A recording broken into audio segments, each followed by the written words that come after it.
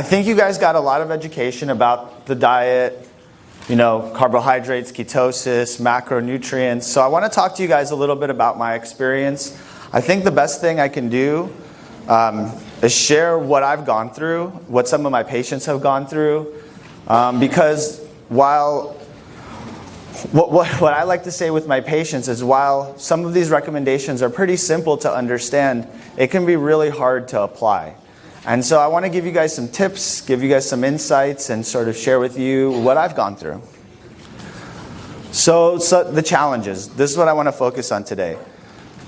It is a very strange environment that we are in when it comes to medicine and nutrition.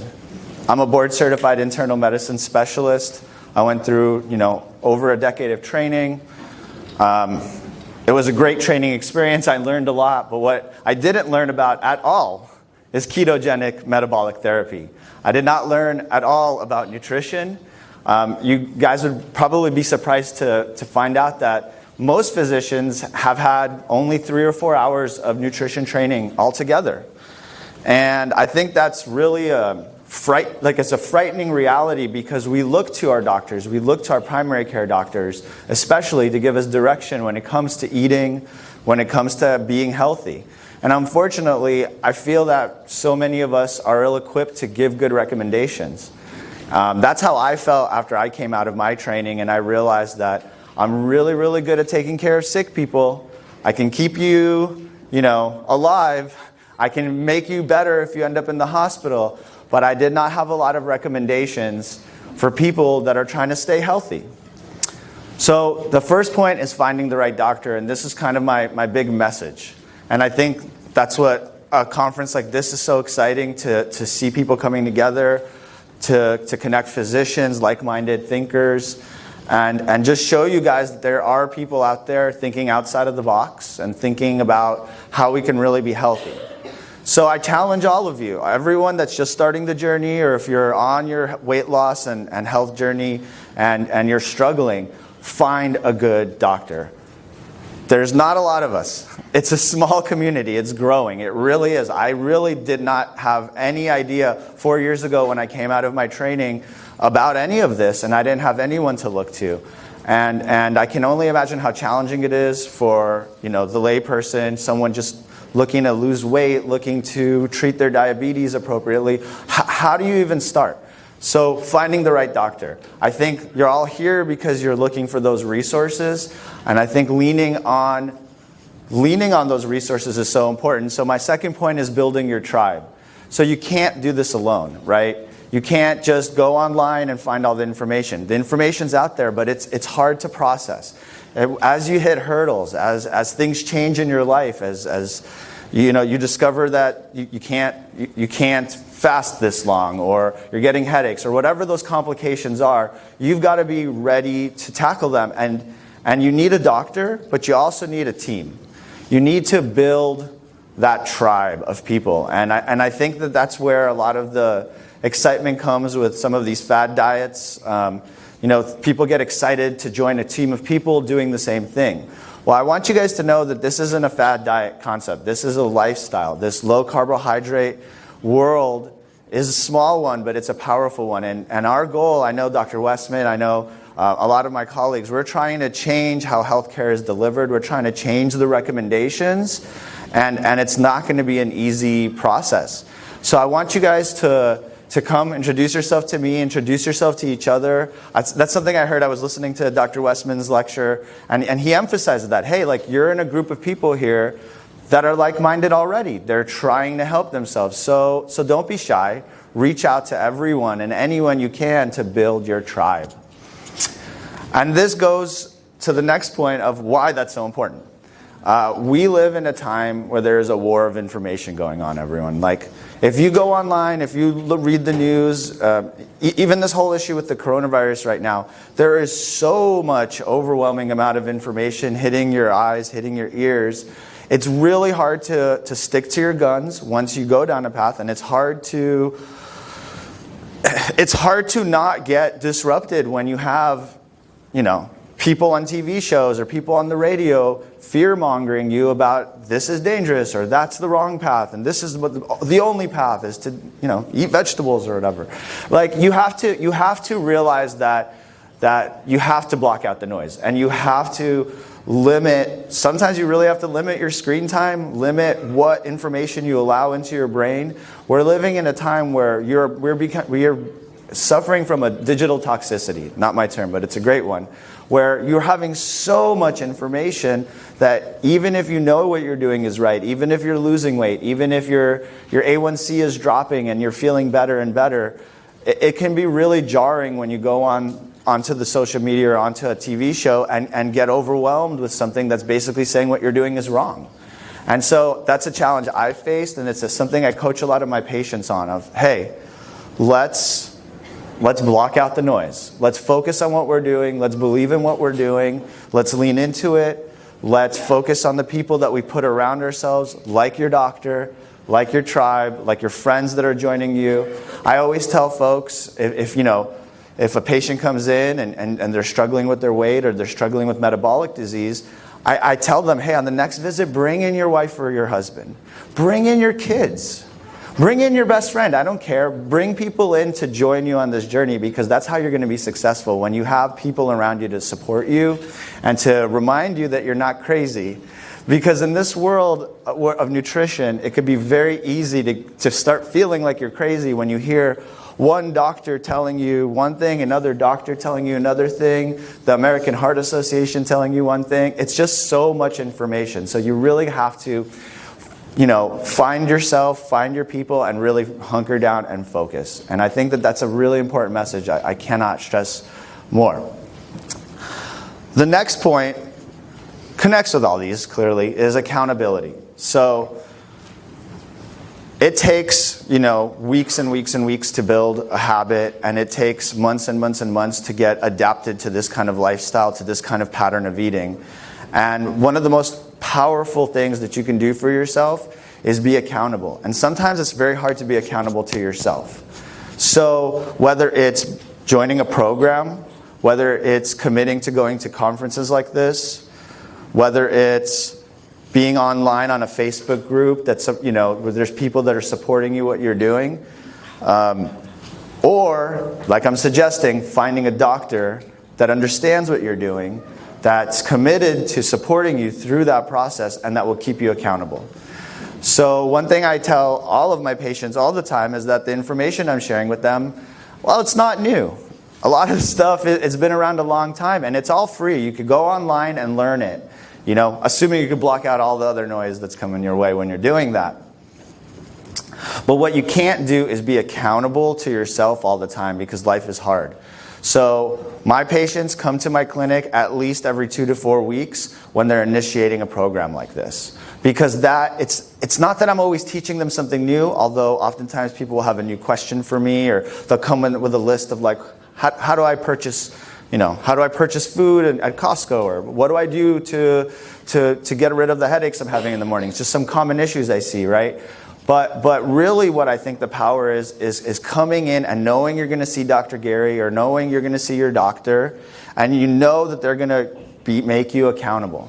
And that's going to let you find success with this. And that's true, by the way, for any kind of serious lifestyle change you're going to make, is having someone keeping an eye on you. I don't think it's enough to just be on an island and by yourself. So these ideas all kind of stack up on each other. You have your doctor as the leader of this whole thing.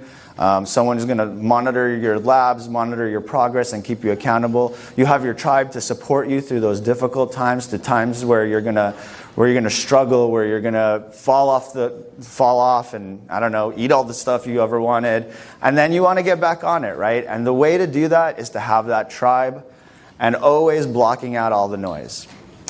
So what did I just describe? I described something that is simple, and I mentioned this earlier. It's simple to do this, but it's hard. It's hard to execute.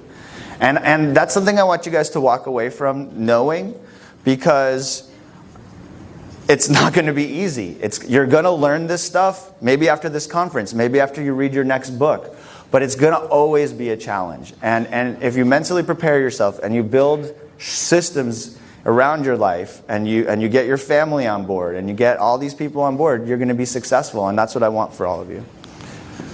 So let me tell you a little bit about my story. So I trained at Arizona College of Osteopathic Medicine. I was really interested in getting a broad perspective on healthcare. I always saw myself as sort of a jack of all trades. I wanted to do a little bit of everything. And so osteopathic medicine, for those of you who aren't familiar, it's an equivalent degree to the MD degree. We do have extra training during medical school for alternative therapies, manipulative medicine, which is kind of hands-on manipulating the body. But I also got a lot of exposure to, everything from Reiki therapy and mindfulness practices like yoga and meditation. They really emphasized that during my training. However, still didn't teach me about ketosis. Still didn't teach me about a low-carb diet. They still didn't teach me about fasting. And all three of those things that you guys have been hearing about were actually in a lot of ways vilified during my training. A lot of my colleagues still hold on to that vilification of like fasting, for example. Oh, it's dangerous. Oh, you're going to hurt your kidneys. Something bad's going to happen to you. These are archaic myths that have been passed down generation after generation. And when I realized this, it was so sad, because I see so many of my colleagues struggling with their own health. And it's because we were honestly ill-equipped to be healthy. So many of my colleagues in residency suffered from mental disorders, depression, weight gain. It's super common. If you guys don't know, the suicide rate for physicians is 3 times higher than the national average. Half of my class in residency ended up on antidepressants because it's hard. And because we don't emphasize self-care enough, we don't emphasize preventative care enough, and we don't emphasize really healthy care, not sick care. And it's something I'll talk to you guys about. But we really wait until something bad happens, and then we react.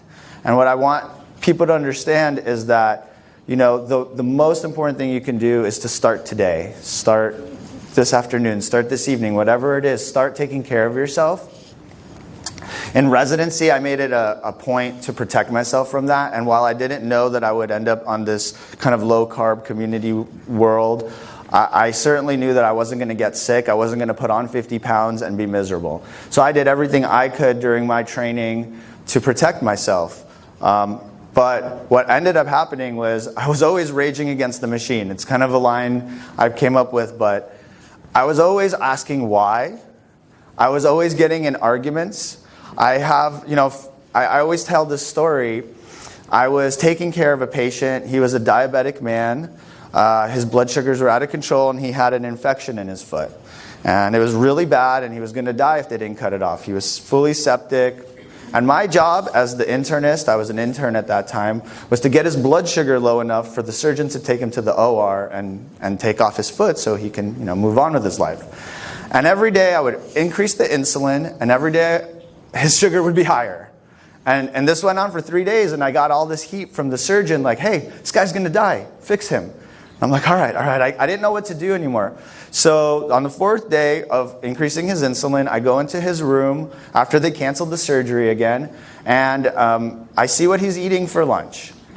And I became extremely alarmed.